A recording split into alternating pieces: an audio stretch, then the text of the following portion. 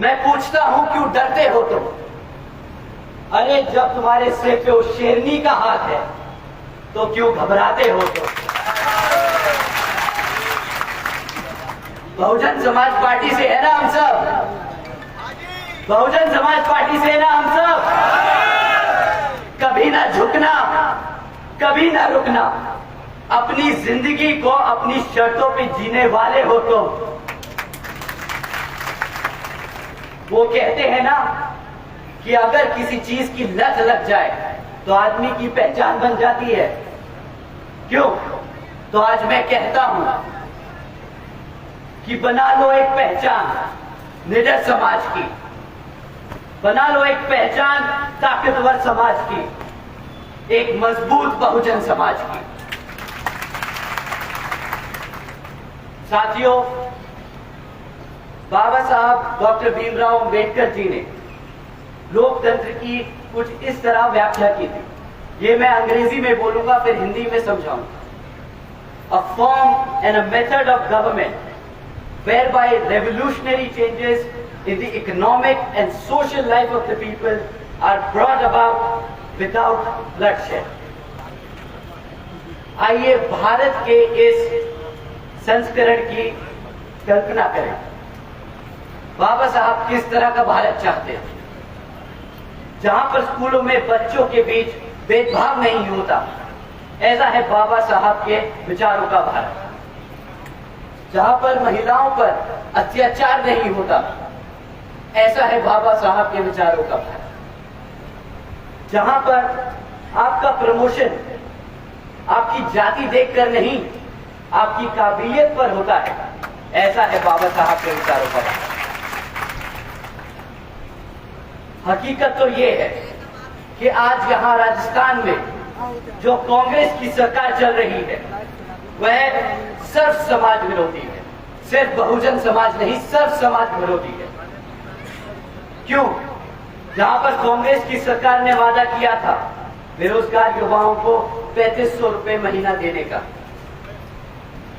जहां पर कांग्रेस की सरकार ने वादा किया था सस्ती गैस सिलेंडर देने का, जहां पर कांग्रेस की सरकार ने वादा किया था कई लाख युवाओं को रोजगार देने का, और जहां पर यही कांग्रेस सरकार ने वादा किया था महिलाओं को मुफ्त शिक्षा देने का।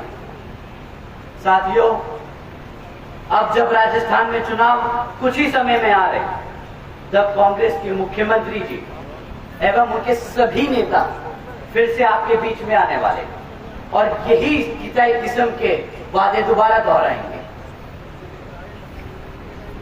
पर हकीकत, साथियों भूलिएगा मत, हकीकत तो ये है कि राज्य की कांग्रेस सरकार ना हमारे युवाओं को रोजगार दे पाई।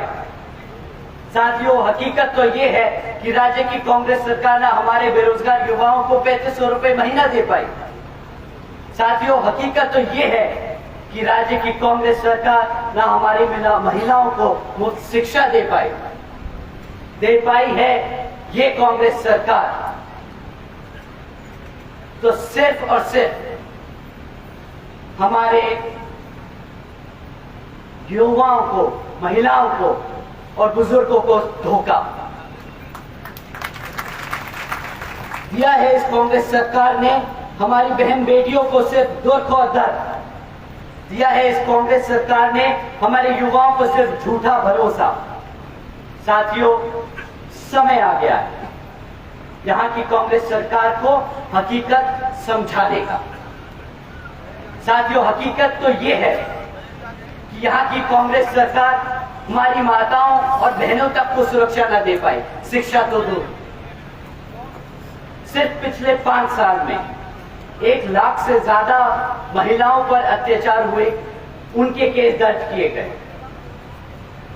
चाहे वो एक महिला के खिलाफ के साथ गैंगरेप और मर्डर का केस हो, चाहे वो एक महिला शिक्षिका को जिंदा जलाने का केस हो, चाहे वो एक छोटी सी 9 साल की बच्ची का बलात्कार कर गला घोटकर उसकी हत्या करने का केस हो। ऐसे लाखों केस रोज आप लोग सुनते हैं। साथियों, जो सरकार अपनी बहन बेटियों को सुरक्षा न दे पाई, उस मुख्यमंत्री को गद्दी पे बैठने का हक है कि नहीं? तो मुख्यमंत्री जी, जो झूठ और धोखा आपने यहाँ आज इस गरीब जनता और हमारे बहुजन समाज को किया है, मैं आपको बता देना चाहता हूँ, ना हम भूले हैं और ना हम भूलने देंगे। क्यों साथियों, भूल गए क्या ये सब? भूलने दोगे इनको? आएंगे वोट मांगने, क्या याद दिलाओगे? दिया धोखा इन्होंने आपको, 4.5 साल धोखा दिया। अब 5-6 महीने बचे हैं और बता रहे हैं कि फ्री में आप सिलेंडर ले लो। साथियों, मेरा ये गुस्सा व्यक्तिगत नहीं, मैं दुखी हूं इस बात से, क्योंकि बहुजन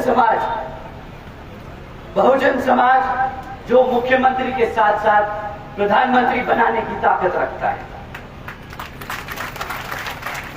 उसी समाज का शोषण किया जाता है।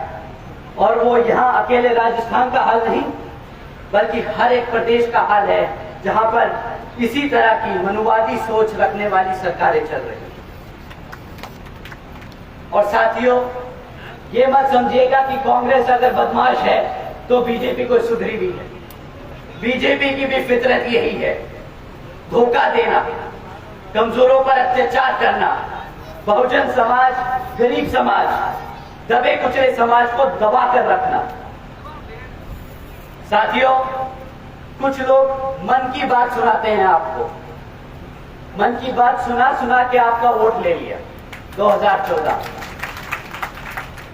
और अब जब हमारी जनता, जब हम सब परेशान हैं और बेहाल हैं, तो बड़े आराम से बोलते हैं, अरे हम तो फकीर आदमी हैं, झोला उठाकर चल पड़ेंगे। जिम्मेदारियों से पल्ला झाड़ना तो कोई इनसे सीखे। 2014 में बोला 2019 तक कर देंगे, 19 में बोला 24 तक कर देंगे, अब 24 आ रहा है तो सीधा 50 पहुंच गए। सोचा कि सरकार चलाते ही रहेंगे ऐसे। केंद्र की सरकार का वादा साथियों 10 करोड़ नौकरी देने का, केंद्र की सरकार का वादा महंगाई कम करने का, केंद्र की सरकार का वादा गरीबी खत्म करने का। क्या यहाँ बैठे मेरे साथी लोग बता सकते हैं क्या आपकी लग गई नौकरियां? हाथ उठा के बता दीजिए आज सबको। साथियों, मुझे पता है नौकरी तो लगी नहीं, महंगाई कम कर दी इन लोगों ने आपके लिए। क्या नौकरी भी नहीं दी और महंगा भी नहीं कम किया, महंगाई भी कम नहीं करी? क्या आप लोगों के लिए आपकी आमदनी बढ़ा दी जो बची कुची लगी नौकरी थी? हाथ उठा के आज बता दीजिए साथियों कि नहीं लगी क्या? जो 10 करोड़ नौकरियां लगी हुई थी ना 2014 से पहले, वो आज घटकर 5 करोड़ रह गई है मैन्युफैक्चरिंग सेक्टर में। जो महंगाई का ढिंडोरा पीट रहे थे 2014 में, और हम सबको सड़क पर निकले थे सिलेंडर का लेके, गैस का सिलेंडर लेके, कि ये 50 रुपए का, 100 रुपए का, 50-60 रुपए का पेट्रोल बहुत महंगा हो गया है। क्या आप लोग बता सकते हैं कि 100 रुपए का पेट्रोल इन लोगों को महंगा नहीं लग रहा?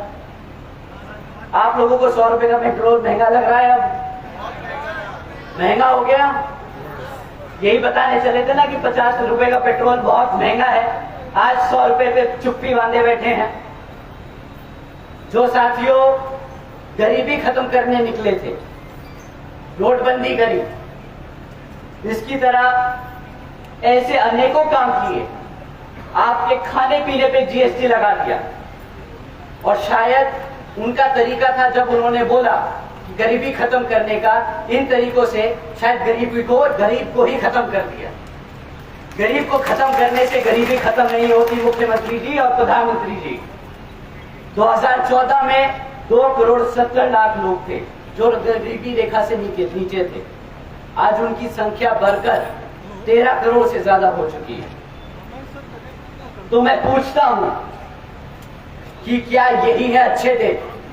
क्या इन्हीं अच्छे दिनों का वादा करके आप लोगों ने केंद्र में भाजपा की सरकार को वोट डाला? बताइए साथियों, क्या यही थे अच्छे दिन? वो एक बार, बस एक बार मना कर दीजिए। आज हम भाजपा, कांग्रेस और राजस्थान के मुख्यमंत्री जी को मन की बात नहीं, कुछ काम की बात समझाते कि एक लीडर होता कैसा है, एक मुख्यमंत्री को होना कैसा चाहिए और एक प्रधानमंत्री को होना कैसा चाहिए। साथियों,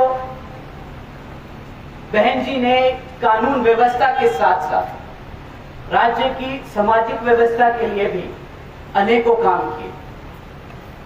बहन जी ने देश में पहली बार सरकारी कॉलेजेस के स्टूडेंट हॉस्टल्स में अन्य पिछड़े वर्गों के छात्रों के लिए 27% आरक्षण की व्यवस्था तय की। साथ ही साथ बहन जी ने हमारे सभी संतों, गुरुओं और महापुरुषों को सम्मान में कई जिले और कई यूनिवर्सिटीज के नाम रखे, जैसे गौतम बुद्ध यूनिवर्सिटी, अंबेडकर यूनिवर्सिटी, छत्रपति शाहू जी महाराज यूनिवर्सिटी, महात्मा ज्योतिबा फूले नगर, महामाया नगर, संत कबीर नगर एवं गौतम बुद्ध नगर। साथियों, बहन जी ने सावित्रीबाई फूले बालिका शिक्षा योजना के तहत 7 लाख से ज्यादा बच्चियों को 12वीं तक की शिक्षा प्राप्त करने हेतु 600 करोड़ से ज्यादा की लागत इन बच्चियों को अपने नमस्कार, आप न्यूज़ 9 पर हिंदी देख रहे थे। मैं हूं आपके साथ चेतन मुरादाबादी। अगर आप नए हैं तो चैनल को सब्सक्राइब करें, वीडियो को लाइक करें और वीडियो को शेयर करना ना भूलें। मिलते हैं किसी नई अपडेट के साथ। धन्यवाद।